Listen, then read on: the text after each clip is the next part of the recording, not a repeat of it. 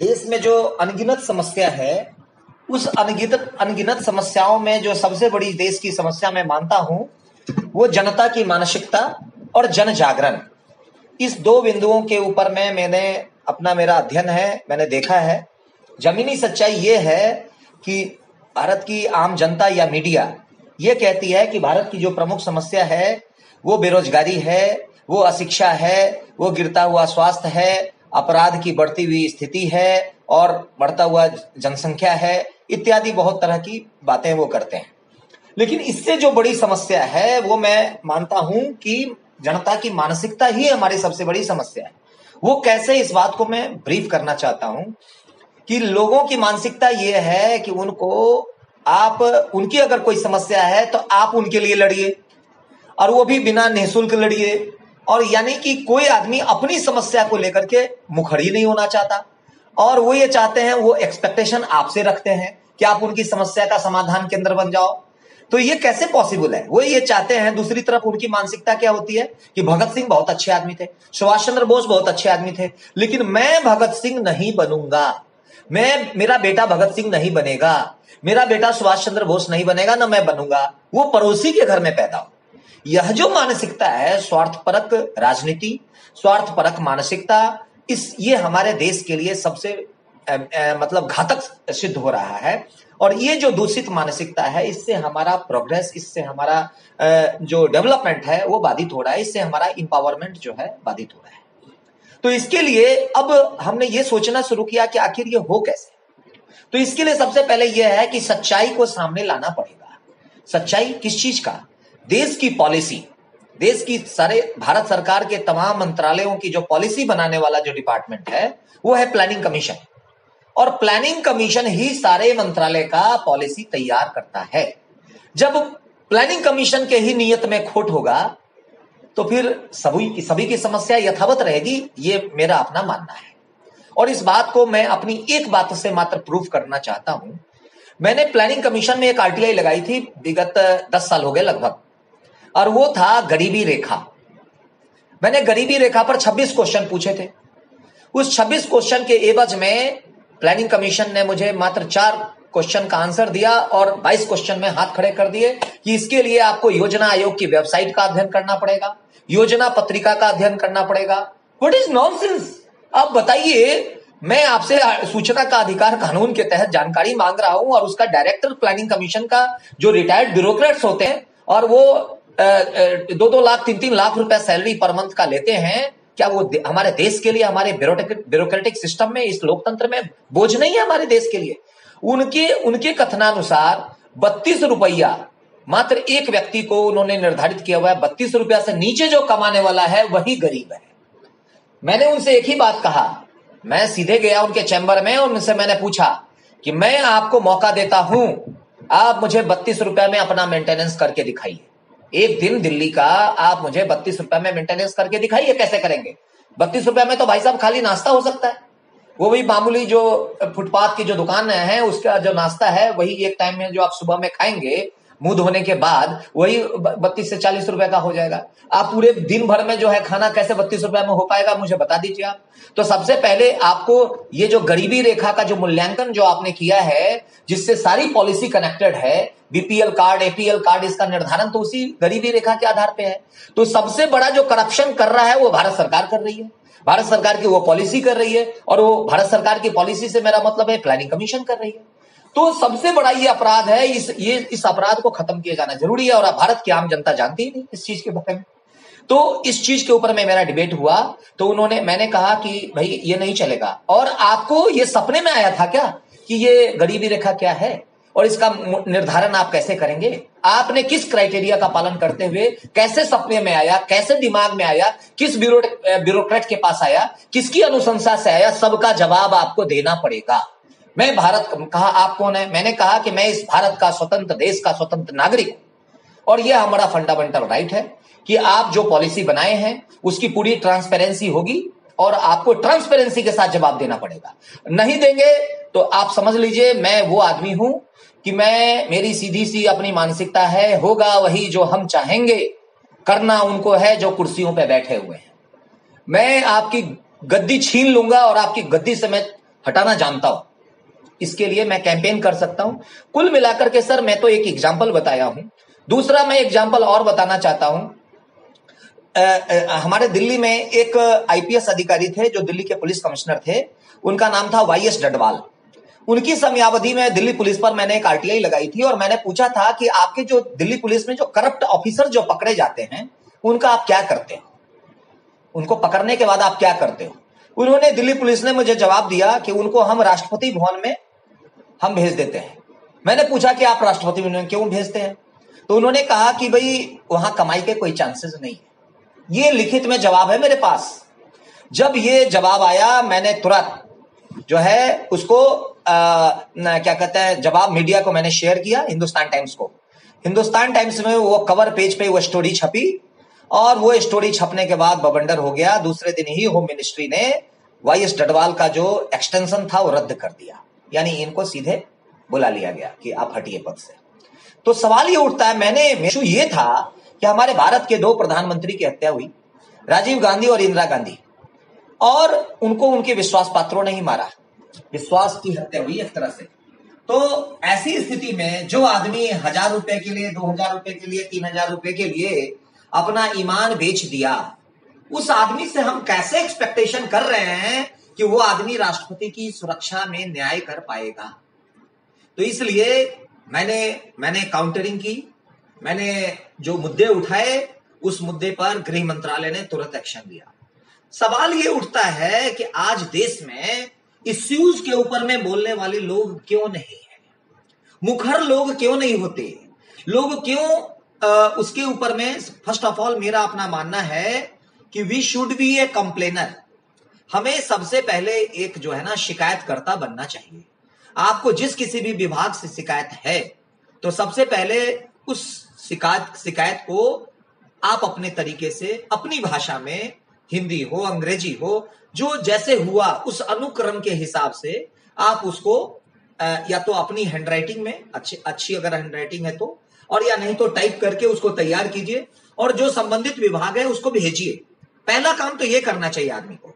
फिर उसके बाद उस शिकायत पर उस विभाग ने क्या एक्शन लिया उसके ऊपर में आरटीआई लगानी चाहिए।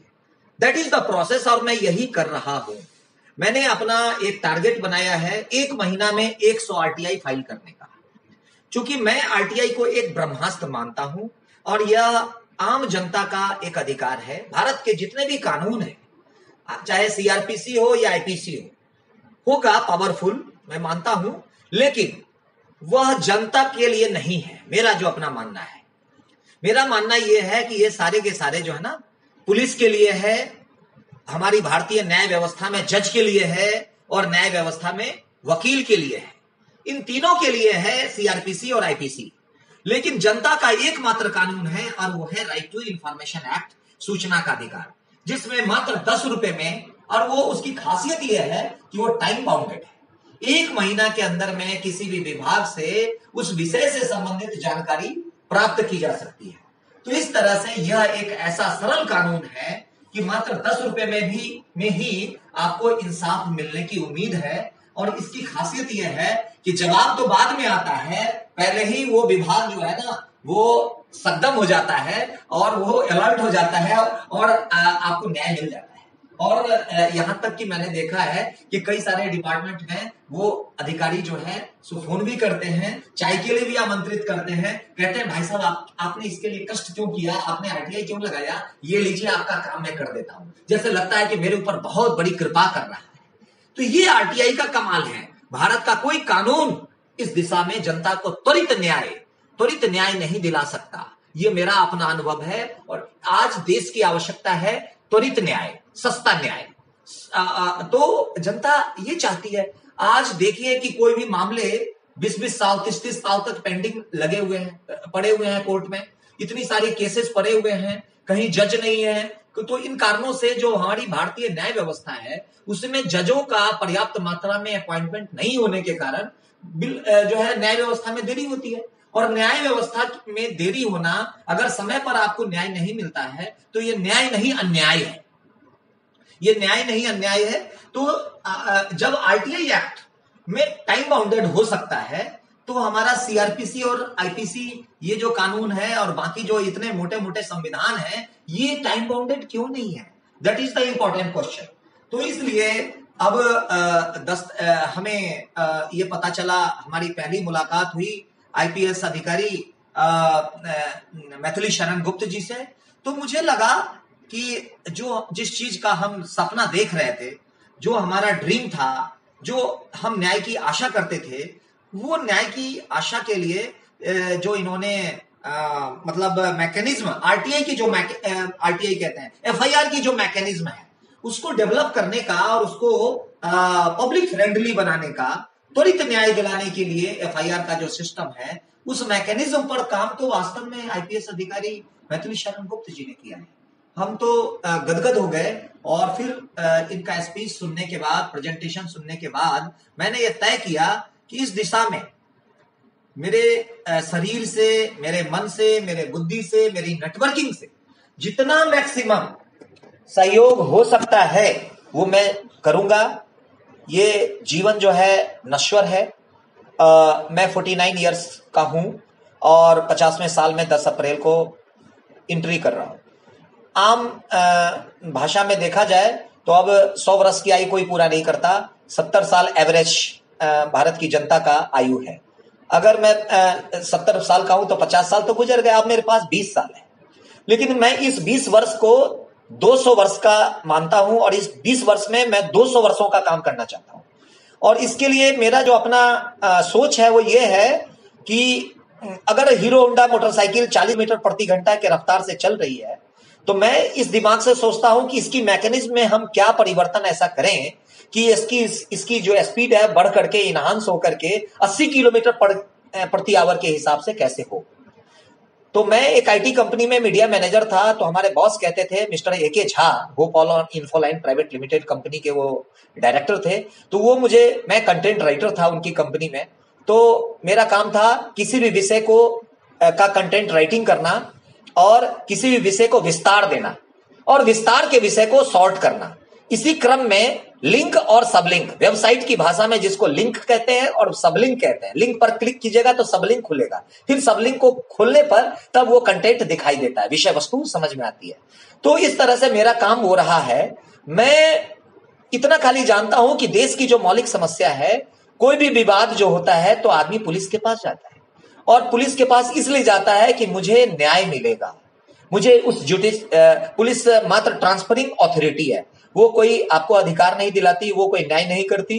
वो इस चीज को आखिर जज के पास भेजती है, कोर्ट के पास भेजती है। लेकिन उस घटना या दुर्घटना होने के बाद और जज के पास जाने के बीच में बहुत बड़ा खेल होता है और वो खेल है करप्शन का। किस चीज को छुपाया जाए, किस चीज को दिखाया जाए, किस सच्चे आदमी को झूठा बना दिया जाए, किस झूठे आदमी को सच्चा बना दिया जाए, किसको छोड़ दिया जाए, किसको जब्त कर लिया जाए, किसको पिस्टल लगा करके मतलब किसी भी को भी अपराधी घोषित कर दिया है, किसको एनकाउंटर में मार दिया जाए, किसी को चरस अफीम का पाउच लगा करके उसको अपराधी बना दिया जाए। ये काम पुलिस बखूबी करती है और इसके दर्जनों उदाहरण है। और भारतीय न्याय व्यवस्था में मैंने अपने 49 साल के जीवन में कम से कम 500 ऐसे मामले को जानता हूं जिसमें पुलिस ही सबसे बड़ी अपराधी है। और हमारी एक भाभी जी हैं, वो तो पुलिस से इतना नफरत करती है कि वो कहती है हमारी बहन जो है विधवा हो जाएगी लेकिन मैं पुलिस से शादी नहीं करूं, उसका करवाऊंगा। मतलब वो इतनी फ्रस्ट्रेटेड है, आखिर ये पुलिस के प्रति गुस्सा क्यों है। तो मैंने इस चीज को जानने की कोशिश की। मैंने इसके लिए काफी लोगों से इंटरव्यू लिया। तो मुझे लगा कि भारतीय न्याय व्यवस्था में, इस डेमोक्रेटिक सिस्टम में पुलिस क्यों आई थी। ये पुलिस जो है आई थी हमारी अंग्रेज की व्यवस्था के, और उस टाइम में ये था कि पुलिस वो जो हमारा अंग्रेजी जो शासन था उस टाइम में पुलिसिया तंत्र जो था, उस तंत्र में तो कोई चेंजिंग आया नहीं। और उनका ध्येय क्या था? उनका ध्येय था हमारे ऊपर शासन करना, हमको गुलाम बनाना। तो जो गुलामी की जंजीर में हम पहले थे जकड़े हुए, और उसी पैटर्न की अगर पुलिस है तो वो हमारे साथ न्याय कैसे कर सकती है। तो सबसे पहले इसमें सुधार होने की आवश्यकता है। तो एक तो पुलिसिया तंत्र में सुधार होने की आवश्यकता है, और वही जज वाले सिस्टम में भी, न्याय व्यवस्था में सुधार की आवश्यकता है। तो मैं समझता हूं कि जब तक आदमी को इंसाफ नहीं मिल पाएगा भारत में, मैं तो ऐसे इसको विश्व लेवल की कहता हूं, विश्व में कहीं भी सेम पैटर्न यही लागू है, लेकिन मैं अगर केवल भारत की बात करूं तो इसमें सबसे पहले पुलिसिया तंत्र में सुधार की जरूरत है और उसके बाद भारतीय न्याय व्यवस्था में सुधार की जरूरत है। अब इस सुधार के लिए सबसे पहले विषय वस्तु की जानकारी आपको होनी चाहिए। आखिर ये पुलिस व्यवस्था कैसे काम करती है, पुलिस मैनुअल क्या है, सीआरपीसी क्या है, आईपीसी क्या है, उसकी धाराएं क्या है, सबसे पहले जब तक आप इसको नहीं जानेंगे तब तक आपको विषय की ही जानकारी नहीं होगी। और जब तक विषय की किसी भी चीज में क्रिटिसिज्म करने के लिए, आलोचना करने के लिए, काउंटरिंग करने के लिए यह आवश्यक है कि आप उस विषय की पूरी जानकारी रखें। तो भारत में ऐसे कितने लोग हैं जो सीआरपीसी को जानते हैं, आईपीसी को जानते हैं, फंडामेंटल राइट्स को जानते हैं, पुलिस मैनुअल को जानते हैं। और अगर आप नहीं जानेंगे तो मैं समझता हूं, मेरा अपना मानना है कि पुलिस के थाने में जैसे ही आपकी एंट्री होगी तो मैंने देखा है कि अधिकांश जो पुलिस अफसर हैं, इवन की एसएचओ तक, वो कोई विद्वान नहीं होते और वो कोई जो है आईएएस और आईपीएस ऑफिसर नहीं होते वो। और कांस्टेबल की तो बात ही छोड़ो, मैंने ऐसे ऐसे कांस्टेबल को देखा है कि भाई तू कौन होता है, मतलब उन्हें ये पता ही नहीं है कि भारत की आम जनता का अधिकार क्या है और पुलिस की ड्यूटी क्या है। अभी मैंने देखा कि दिल्ली के पुलिस कमिश्नर ने एक जो है उद्घाटन किया, तो उसमें प्रेस कॉन्फ्रेंस में मैंने देखा कि उन्होंने एक ऐसी व्यवस्था बनाई है कि कोई भी आदमी जो थाने पे आता है तो जनता के प्रति पुलिस का क्या व्यवहार है इसके ऊपर में अपना फीडबैक भेजेगा और इस ईमेल आईडी पर भेजेगा, इस व्हाट्सएप नंबर पर भेजेगा और वो सीधे पुलिस के उच्च अधिकारियों तक पहुंच जाएगा। तो ये मुझे बहुत अच्छा लगा। आखिर मैं ये सोचने लगा कि ये पहले क्यों नहीं लागू हुआ, इतने दिनों के बाद पुलिस क्यों जागी। लेकिन चलो, देर आए दुरुस्त आए। पुलिस सुधार की दिशा में, पुलिस की मैकेनिज्म की दिशा में अगर कोई भी परिवर्तन लेट से ही आया, मैं उसका इस्तकबाल करता हूं, मैं उसको नमन करता हूं, बहुत प्रशंसा के योग्य कदम है। लेकिन सवाल ये उठता है कि ये जितने हम आईएएस और आईपीएस बनाते हैं, क्या उनका ड्यूटी अपने पद पर रहना और उसके बाद रिटायर कर जाना भरे? उनका देश के प्रति कोई कर्तव्य नहीं है, उनका जनता के प्रति कोई कर्तव्य नहीं है, उनका ट्रांसपेरेंसी के प्रति कोई कर्तव्य नहीं है, न्याय की हत्या हो जाती है इनके प्रति कोई कर्तव्य नहीं है, एक बेगुनाह मारा जाता है उसके प्रति कोई कर्तव्य नहीं है, एक ईमानदार को आप गला घोट देते हैं, उसकी हत्या कर देते हैं, उसको आप क्या कहते हैं, क्रिमिनल बना देते हैं, आपकी कोई कर्तव्य नहीं बनती। तो आखिर फिर आपका कर्तव्य क्या है, फिर आपका इंपॉर्टेंस क्या है, फिर आपकी जरूरत क्या है? अगर आप जनता के प्रति न्याय नहीं कर पाते हैं, आप जज नहीं है लेकिन एक माध्यम है, लेकिन आपका अधिकार यह है कि सच कौन है उसको आप आइडेंटिफाई करें और सही रिपोर्टिंग दर्ज करें। ये नहीं होता एफआईआर। मैं तो ये कह रहा हूं आज के डेट में, मेरा अपना मानना है, मैं एक्टिविस्ट हूं और मैं डंके की चोट पर यह कह सकता हूं, आज भगवान मिलना आसान है, एफआईआर दर्ज करवाना उतना ही कठिन है। और एफआईआर में मैंने अक्सर देखा है कि एफआईआर दर्ज नहीं होने के लिए अगली पार्टी से लाखों लाख रुपए तक का पेमेंट पुलिस ले रही है। और मैं चुनौती देता हूं और मैं भारत सरकार से आग्रह करता हूं कि अगर वो अपना मैकेनिज्म हमारे साथ दे, मेरे को सपोर्ट करे, तो मैं पूरा एविडेंस और पूरा स्ट्रिंग ऑपरेशन करके दिखाऊंगा पुलिस के अधिकारियों को। क्या वो एक्शन लेने के लिए तैयार है? तो मैं उनको सबूत के साथ रंगे हाथों पकड़वाने के लिए तैयार हूं कि देखिए एफआईआर के नाम पर कैसे धंधा चल रहा है, कैसे पुलिस के अधिकारी बेईमानी कर रहे हैं, भ्रष्टाचार कर रहे हैं। साफ वो कहते हैं, इतना पैसा नहीं देगा तो तेरे को मैं इस केस में रिवॉल्वर लगा करके और तेरे को मैं आर्म्स एक्ट में अंदर करूंगा, इतना पैसा नहीं देगा तो तुम्हारे पॉकेट में मैं चरस अफीम कोकीन डाल करके तेरे को अंदर करूंगा, इतना। और अगर आपने ज्यादा कुछ कहा तो फिर आपको इस तरह से टॉर्चर करेंगे कि बस। तो सवाल ही उठता है, क्या ऐसे पुलिसिया व्यवस्था में आदमी को न्याय मिल पाएगा क्या? मैं अभी एक एसीपी के प्रताड़ना का शिकार हुआ, उस एफआईआर में, मेरे एफआईआर में एसीपी का कहीं कोई नाम नहीं है, लेकिन असली जो रिंग मास्टर है वो एसीपी है। आई एम श्योर कि मेरे को एक एक्सटॉर्शन केस में फंसा दिया गया। मैं सच्चाई के मार्ग पर चलने वाला आदमी और मैं आज तक मेरा बेदाग व्यक्तित्व रहा है, लेकिन मुझे मेरी गलती इतनी मात्र हो गई कि मैं ओवर कॉन्फिडेंस में आके उस जगह चले आया। मुझे आमंत्रित किया गया व्हाट्सएप पे और मैं चला गया, और मुझे जो है होटल मालिकों ने और पुलिस ने और डीडीए के अधिकारियों के नेक्सस ने मुझे जो है ना फंसा दिया, और उस तरह से मुझे विवश कर दिया कि अगर ये 50,000 रुपए का नोट नहीं पकड़ोगे तो हमारा शूटर जो है तुम्हें शूट कर देगा। और उसके बाद विवश होकर के जैसे ही मैंने बैग में रखा, उसका कैमरा मुझे शूट कर रहा था, और इस तरह से फिर बाद में पुलिस को फोन करके मेरे को मारा पीटा, मेरे को ब्लीडिंग पूरा नाक से लगभग 1.5 लीटर खून बहा दिया। उसके बाद तब पुलिस को फोन करके बुला लिया। यानी कुल मिलाकर के एक षड्यंत्र, कुल मिलाकर के एक सुनियोजित योजना करके एक एक्टिविस्ट को परेशान करना। क्यों? उस एक्टिविस्ट ने पूरी की पूरी नेक्सस को टारगेट कर दिया था। और मामला क्या था? मामला यह था कि उस होटल के सामने में डीडीए का पार्क था, और उस पार्क को उसने फेंसिंग लगा करके पूरा का पूरा इनक्लोज कर लिया था। यानी अगर वो होटल 100 गज में था तो उसने 200 गज की लैंड को ग्रैब कर रखा था, उसको इनक्लोज कर रखा था, और हर महीने लगभग 5 से 10 लाख रुपया पर मंथ उस होटल की ओपन रेस्टोरेंट से आमदनी हो रही थी। तो सीधी सी बात है, जो आदमी 5 से 10 लाख रुपया कमाएगा वो अगर 1 लाख रुपया पुलिस को दे देगा, 1 लाख रुपया उस डीडीए के अधिकारी को दे देगा, तो भी तो विशुद्ध 8 लाख रुपया तो उसको आमदनी हो रहा है। इस नेक्सस को लोकल जो वार्ड पार्षद है वो भी इंपावर कर रहे थे, उनका भी जेब गर्म हो रहा था। लेकिन सवाल ये उठता है कि मैं पुलिस का रौद्र रूप तब देखा जब एसीपी ने एंट्री की। मुझे इलाज नहीं होने दिया, कांस्टेबल मुझे हॉस्पिटल ले गया। उस एसीपी का फोन आया कि भाई इनको इलाज नहीं होने देना, मेरे पास लेके आओ। और मेरे पास, उनके पास जब मैं गया तो मेरे से सीधे पूछा कि तुम कहां के रहने वाले हो, तुम्हारा बैकग्राउंड क्या है, मूल निवास कहां क्या है। जैसा ही मैंने कहा बिहार के, मैं पहले समझ गया था तुम साले हरामी बिहार के ही हो सकते हो। क्या यह पुलिस को अधिकार है कि किसी राज्य के बारे में इस तरह की बात करने का?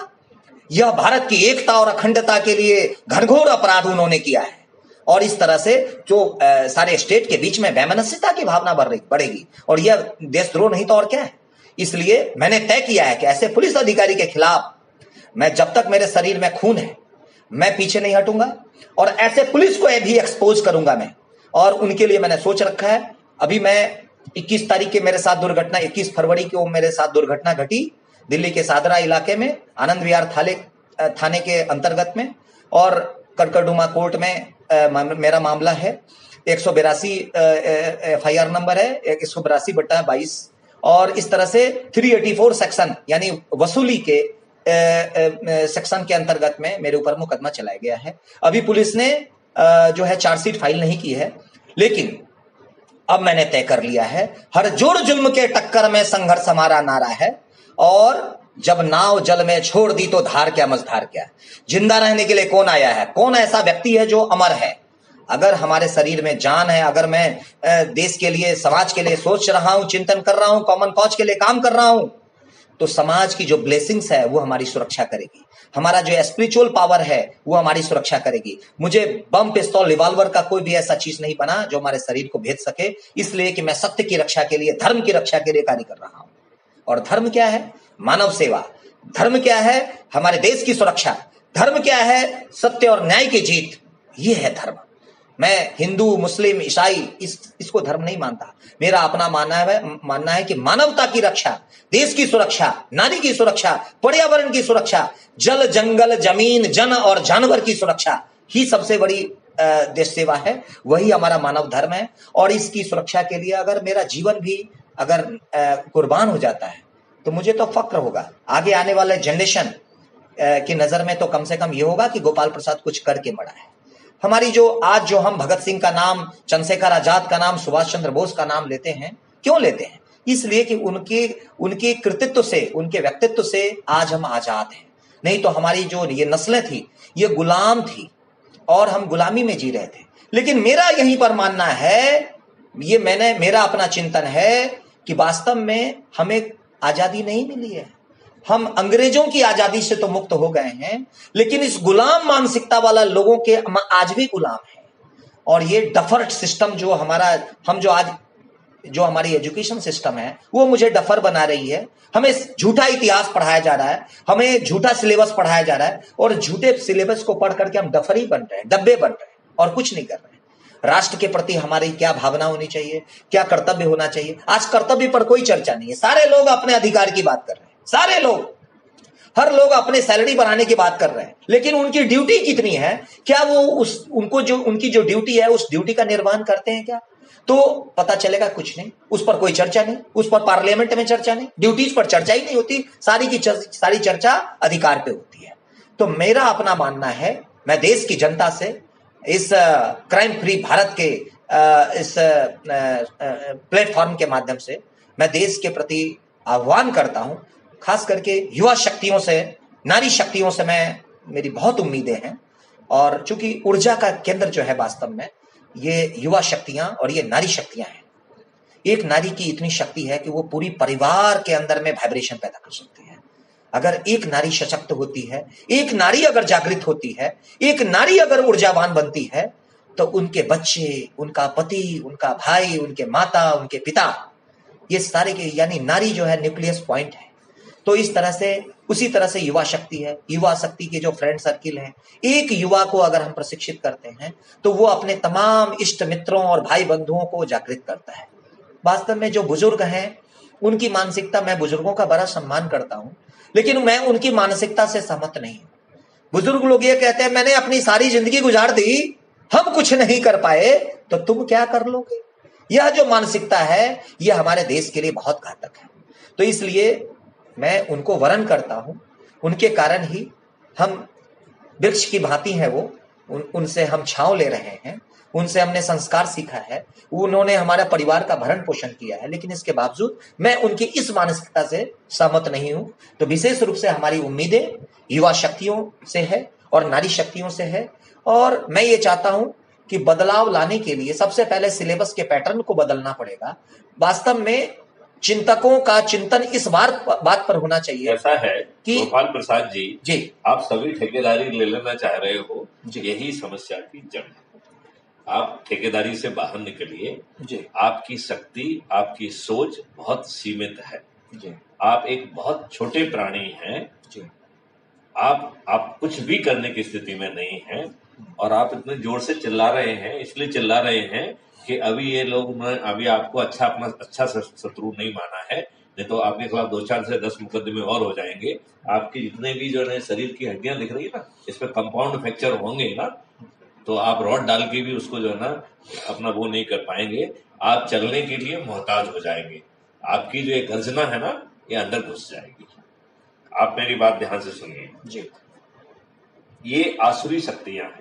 जो आपने कहा है कि आप स्वतंत्र हो गए हैं, आप कोई स्वतंत्र नहीं हुए हैं। आप इस देश के साथ षड्यंत्र हुआ है जी। आपके साथ षड्यंत्र हुआ है। उस षड्यंत्र को आपको समझना पड़ेगा। आप कोई स्वतंत्र नहीं हुए जी। अंग्रेजों ने परेशान होकर आप परेशान होकर इस देश को छोड़ा है। इस देश को किसी एक व्यक्ति ने बहुत अच्छी बात कही है कि यह देश जो है किसी हिंदुस्तानी के कारण स्वतंत्र नहीं हुआ है।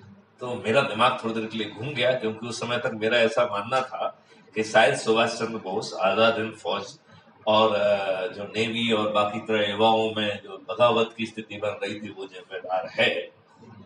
लेकिन जब उसने कहा कि कोई भारतीय जिम्मेवार नहीं है, तो एक मिनट मुझे लगा कि ये क्या बात कह रहा है। लेकिन जब उसने अपनी बात को खोला तो उसमें दम थी जी। उसने कहा कि इस देश की स्वतंत्रता के लिए यदि कोई एक व्यक्ति जिम्मेवार है तो अडोल्फ हिटलर है। अडोल्फ हिटलर को भारतीयता से कोई और भारतीयों से कोई प्रेम नहीं था, लेकिन द्वितीय विश्व युद्ध में उसने अंग्रेजों की इकोनॉमी को तोड़ के ध्वस्त कर दिया। That's how it is contributed to. जब यहाँ से सुभाष चंद्र बोस जर्मनी पहुंचे और हिटलर से उनकी मुलाकात हुई, तो ये हिटलर का इंटरवेंशन था, जिसके कारण जो है जापान ने आपकी मदद की। आजाद हिंद फौज बनी, आजाद हिंद सरकार बनी, आजाद हिंद बैंक बना, जिसे 11 देशों ने मान्यता भी प्रदान की। और वह फौज जो है बहुत तेजी से जो है ना आगे बढ़ी, जिसमें कि लगातार जो है ना शक्ति बढ़ रही थी। वेस्ट बंगाल के और बाकी जगह के लोग जो है असलों के साथ, उसके साथ जो है आजाद हिंद फौज को ज्वाइन करने के लिए खड़े हुए थे। तो जो आजाद हिंद फौज जो 40,000 से चालू हुई थी वो 60,000 तक पहुंची। और उस बात से जो है नेहरू इतना आंदोलित हो गया कि उसने गुवाहाटी में जाके आम सभा में कहा, he was interim prime minister, inter prime minister भी नहीं था उस समय, कुछ भी नहीं था। सो ही सेड कि जो है मैं जो है आजाद हिंद फौज के खिलाफ जो है ना गुर्रिल्ला वारफेयर करूंगा, इट इज ऑन रिकॉर्ड। मतलब इतना दुष्ट प्राणी जिसने शुरू से ही जो है बदमाशियां मकारियां की, और उसने उसकी ये मानसिकता थी। इस व्यक्ति को जो है अंग्रेजों ने अपनी नीति के तहत प्रधानमंत्री बनाया। यह बात जो है कैबिनेट मिशन ने सुझाई थी, और यही कारण है कि लॉर्ड वॉवेल को विदाई दी गई, लॉर्ड माउंटबेटन को लाया गया, और लॉर्ड माउंटबेटन जो है की जगह एडमिना माउंटबेटन को लाया गया। और उस समय लॉर्ड माउंटबेटन बर्मा बॉर्डर पे थे, वहां से विड्रॉ करके उनको लाया गया, और उनको ये जिम्मेवारी सौंपी थी कि ये ट्रांसफर ऑफ पावर जो है वो नेहरू को किया जाना है। जी, महात्मा गांधी बीच में सिर्फ एक मुखौटा थे जिन्हें उपयोग किया गया है, राइट जी। तो जहां सिलेक्टिवली उनकी जरूरत थी उनका यूज किया गया है, लेकिन अंग्रेजों ने ये डिसाइड किया था कि इसको किया जाना है। संविधान आपका वैसे ही बना, 80% हिस्सा इसका जो है गवर्नमेंट ऑफ इंडिया एक्ट 1935 से लिया गया है।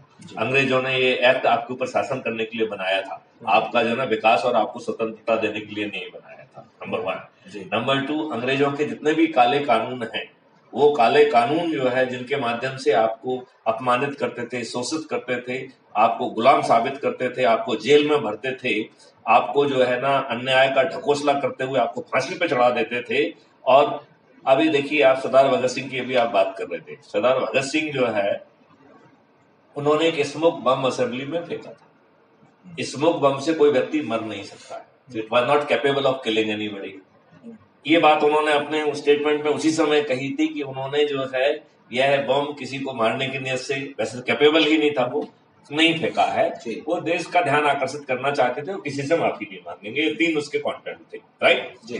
तो a thing which is not capable of killing anybody, which was not intended to kill anybody, which was just intended to draw attention जी, उसमें ये कौन सा न्याय है जो कि फांसी पर चढ़ा देता है, और ये कौन सा न्याय है कि फांसी के एक दिन पहले जो है ना उसको जो है ना वो फांसी लगा देता है। वो कितना बड़ा डर होगा कि जो है ना इनकी बॉडी को डिस्पोज ऑफ करने की कोशिश की जाती है। तो ये सब ढकोसला था, राइट जी। अब जो आपकी पुलिस जिसके बारे में अभी आप इतनी सारी बातें कर रहे थे, आपको ये मालूम ही नहीं है कि ये पुलिस जो है ना आज भी 1861 के कानून से गवर्न होती है, और 1861 का कानून जो है अंग्रेजों ने आपके प्रथम स्वतंत्रता संग्राम को क्रश करने के लिए, कुचलने के लिए बनाया था। आज भी आपका कानून जो है आपकी पुलिस 1861 के पुलिस एक्ट से गवर्न होती है। इसके बीच में इतने सारी कमेटी और कमीशन बनाए गए, इन दुष्ट नेताओं ने एक भी चीज को जो है इम्प्लीमेंट नहीं किया। जब भी कोई पुलिस में सुधार की बात आती है तो इन दुष्ट नेताओं की रूहें काम जाती हैं। 1996 में एक प्रकाश सिंह जी और 2 और डीजी ने एक PIL लगाई, जिसका 2006 में जजमेंट हुआ, जिसमें 7 बिंदु जजमेंट माननीय उच्चतम न्यायालय ने दिया कि इसके माध्यम से पुलिस जो है पॉलिटिकल इंटरफेरेंस से इंसुलेट हो जाएगी। 2006 से 2016 के बीच में इन दुष्ट नेताओं ने पुलिस को पूरी तरीके से अपने फुल एंड कंप्लीट कंट्रोल में ले लिया है। आज एक पुलिस वाला सिपाही से लेकर DG और बिना पॉलिटिकल मेहरबानी के ना तो पोस्ट हो सकता है, ना वहां बने रह सकता है। लिहाजा पुलिस से कुछ अपेक्षा करना एक अपने आप में बेईमानी है जी, क्योंकि वो इंस्ट्रूमेंट आपको कुछ देने के लिए बनाया ही नहीं गया था। वो तो आपके ऊपर अन्याय करने के लिए बनाया गया था, आपको शोषण करने के लिए बनाया गया था, और हमारे दुष्ट नेताओं ने उसको और भी ज्यादा गड़बड़ कर लिया है। आप ये बताइए, जो दुष्ट नेता हैं ये खुद ही जो है ना गंभीर प्रकृति के व्यक्ति हैं। तो आपने अंग्रेजों का कानून ले लिया, फिर आपने अंग्रेजों की ही वो व्यवस्था ले ली जो आपके ऊपर हुकूमत चलाने के लिए थी, जो अकाउंटेबल नहीं थी। आपने उसे बिना अकाउंटेबल बनाए ऐसे की ऐसे ले लिया। आपकी जुडिशरी भी जो ना अकाउंटेबल नहीं है, वो भी अभी लॉर्ड है, वो भी देखिए कितनी छुट्टियां लेती है। अरे जिस देश में इतने करोड़ों मुकदमे पड़े हुए हैं, वहां पर बैठ के जो है समय सीमा में कैसे न्याय दिया जाए, इसके बारे में जो है किसी को फुर्सत नहीं है।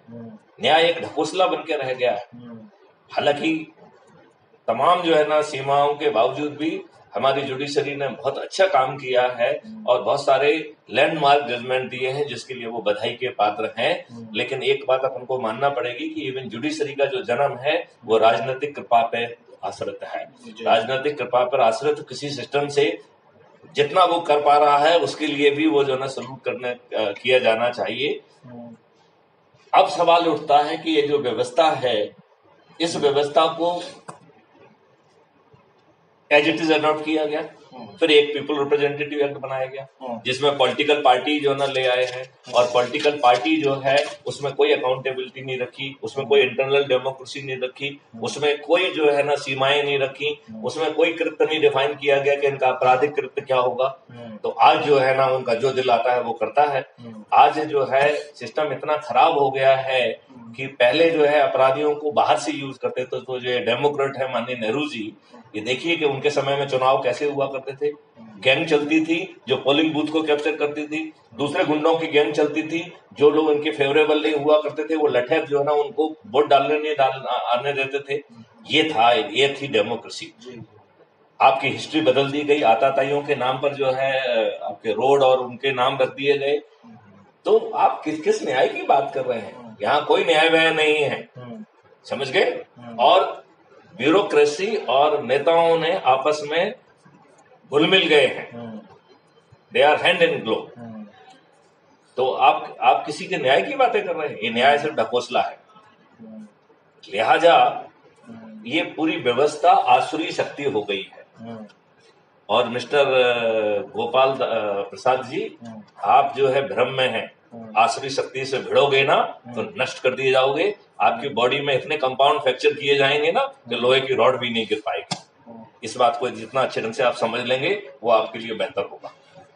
तो अब फिर आप ये सोच सकते हैं कि क्या ये निराशावादी बात कह रहे हैं आप या कहीं आशा का केंद्र है। तो इसका हमें ज्ञान फिर से वेदों से लेना पड़ेगा। तो आपकी गीता में कहा है कि जब भी धर्म की हानि होती है मैं जन्म लेता हूँ धर्म की रक्षा के लिए, धर्म को जो है ना नष्ट करने के लिए, ये बात कही गई है। राइट जी। तो वेदों में यही कहा गया कि जब असुरों का बोलबाला होता था तो कभी भी हम लोग असुरों से सीधे नहीं लड़े। तो मिस्टर गोपाल प्रसाद, यदि आप असुरों से सीधे लड़ेंगे तो मारे जाएंगे। असुर जो इतने शक्तिशाली हैं, पूरा तंत्र उनके कब्जे में है। आपको जो है ना कुटाई भी लगाएंगे, आपके खिलाफ फर्जी केस भी कायम कर दिए जाएंगे, आपको जेल में जो है ना सड़ने के लिए वो कर दिया जाएगा। और ऐसा पहले भी हुआ है। श्यामाचंद्र मुखर्जी का देख लीजिए, आपका जो है लाल बहादुर शास्त्री की जो ना मौत को देख लीजिए। ऐसे ढेर सारे हैं, इतने मैसेकर किए गए, इतनी मकारियां और इतनी बदमाशियां की गई है और पब्लिक को मूर्ख बनाया गया है। लिहाजा आसुरी शक्तियों से लड़ने का केवल एक ही तरीका है कि तपस्या करना। हमारे पूर्वज तपस्या करके ब्रह्मास्त्र, शिव अस्त्र, देवी देवताओं से वरदान प्राप्त करके उससे वो सुसज्जित होके फिर आसुरी शक्तियों को विनाश करते थे। आप जो है एक आरटीआई एक्ट से जो है ना सुसज्जित होके चाहते हो कि इस देश को तो ना तुम वो कर दोगे, तो ये तुम्हारा भ्रम है जी। तो इसका एक ही तरीका है, क्योंकि ये लोग तुम जो भी करोगे, चक्का जाम करना एक ऑप्शन नहीं है, रेल रोको करना कोई ऑप्शन नहीं है, शासकीय संपत्ति को तोड़ फोड़ करना ऑप्शन नहीं है, आप जो है ना पुतला जलाना और जो है जुलूस निकालना एक ऑप्शन नहीं है। क्यों? क्योंकि तुम ये सब करोगे तो जब तक इनको सूट करेगा तब तक ये करने देंगे, नहीं तो अपने गुंडा मवालियों को ऐसी स्थिति पैदा कर दी जाएगी कि आप पे डडलठ भी बजाएंगे और जरूरत पड़ेगी तो आपकी ऊपर गोली भी चलाएंगे। लिहाजा आपकी तपस्या ऐसी होना चाहिए जिससे आपसे जुड़े हुए लोग एक्सपोज ना हो। तो ये तपस्या है कि लोगों को ऊर्जाकृत करना। अभी जो जिन लोगों को आपको ऊर्जाकृत करना है उनको 3 भागों में बांटना पड़ेगा। एक वो लोग जिन्होंने सब कुछ खो दिया है, जिन्होंने जो है अपना आत्मसम्मान भी खो दिया है, जिनको जो है दारू का पाउच और नमकीन खाके उनका शरीर खोखला हो गया है, जो फ्री भी और उसको लेने में उन्हें जो है ना उनकी जो है ना हीन भावना इतनी वो हो चुकी है कि वो जो है उनका आत्मसम्मान कहीं पर बचा ही नहीं है। राइट। उनका शरीर भी उनका साथ देने के लिए जो है ना तैयार नहीं है। दूसरे जो लोग हैं वो महंगाई की मार से मरे हुए हैं। पहले एक व्यक्ति कमाता था 20-20 लोगों को पालता था, आज मियाँ बीवी दोनों जो ना कमाते हैं, अपने 2 बच्चों को नहीं पढ़ा पाते हैं। इस तरीके से वो जो है अपने बच्चों को उनको बढ़ाने में उन्हीं में जो है ना लगा हुआ है। कोई बड़ी बात सोचने का जो है ना किसी को साहस नहीं बचा है। तीसरे वो लोग हैं जो कि इस सिस्टम का यूज कर रहे हैं, जो है ना जो धन कमा रहे हैं, इंडस्ट्रियलिस्ट हैं, ये हैं वो हैं, तो वो सिस्टम जो है ना उनके हितों को साध रहा है, तो उन्हें सिस्टम से कोई प्रॉब्लम नहीं है। लिहाजा अब जो है एक ही तरीका है कि इस निराशा भरे माहौल में नेगेटिव एनर्जी को खत्म किया जाए। सबसे पहले विश्वास अर्जित किया जाए कि हम जो है परिवर्तन ला सकते हैं। जैसे ही हमारी हताशा और नकारात्मकता खत्म होगी, हमारे स्वभाव में, हमारे उसमें एक पॉजिटिविटी आएगी और हम जो भी काम कर रहे हैं उसे अच्छे ढंग से कर पाएंगे, उसमें ज्यादा धन भी कमा पाएंगे। हमें केवल अपना एक थोड़ा सा समय जो है संकल्पित करना है और उस समय में अपने आप को ऊर्जा केंद्र बनाते हुए जो ये वीडियो ऑडियो ढेर सारे कैसे ऊर्जा केंद्र बनना है, जो फिलॉसफी समझाई जा रही है, उस फिलॉसफी को के ऑडियो वीडियो सुनाकर उस पर चर्चा करके अपने आप को ऊर्जाकृत करना है। जैसे एक मैग्नेट के पास लोहा पहुंचता है, उसका हर पार्टिकल अपनी जगह पे रीओरिएंट करके चुंबकीय बन जाता है और वो चुंबक बन के उसके बगल वाले लोहे को चुंबकीकृत करता है और वो फिर चुंबक जो है ना अगले वाले लोहे को चुंबकीकृत करती है। ऐसे ही बहुत कम समय में पूरा जो है वातावरण, पूरा जो लैंड स्पेस है वो चुंबकीकृत हो जाएगा, ऊर्जाकृत हो जाएगा। तो इसमें एक चीज ध्यान रखना है कि दो ही काम करना है। पहला काम ये करना है कि आप किस लेवल के ऊर्जा केंद्र हैं, तो आपका प्रभाव क्षेत्र जितना है वो आप उस लेवल के ऊर्जा केंद्र है। यदि आपका प्रभाव क्षेत्र गांव में फैला हुआ है तो आप गांव के ऊर्जा केंद्र है, यदि शहर में फैला हुआ है तो शहर के ऊर्जा केंद्र है, या मोहल्ले तक सीमित है तो मोहल्ले के ऊर्जा केंद्र है, यदि जिले में है तो जिले के केंद्र हो गए हैं, यदि राज्य में है तो राज्य के केंद्र हो गए हैं, यदि पूरे राष्ट्रीय स्तर पे आपसे जुड़े हुए लोग फैले हुए हैं तो आप राष्ट्रीय ऊर्जा केंद्र हो गए। दूसरा जो है, जो आप काम कर रहे हैं उसको यथावत करते जाइए। चाहे आप पॉलिटिकल काम कर रहे हो, चाहे आप इंडस्ट्री का काम कर रहे हो, चाहे आप दुकान चला रहे हो, चाहे आप इंडस्ट्री चला रहे हो, whatever you are doing, keep on doing that work with a greater positivity, तो उसका आउटपुट भी ज्यादा होगा, आप ज्यादा धन भी कमा पाएंगे। अब आपको उसी में से जो समय बच रहा है उसका आधा समय संकल्पित करिए। आधा इसलिए संकल्पित करिए जिससे आपका संकल्प ना टूटे। उस संकल्प के में जो है सूचना का आदान प्रदान के लिए हमने 2 व्यवस्थाएं की हैं। एक व्यवस्था है कि crime free Bharat YouTube channel को सब्सक्राइब करिए और दूसरी व्यवस्था है जैसे ही क्राइम फ्री भारत का मेंबरशिप ऐप लागू होगा, तब लॉन्च होगा, तो आप अपनी मेंबरशिप ले लीजिए। राइट, जब वो मेंबरशिप ऐप से आपको आइडेंटिटी कार्ड से लेके हर चीज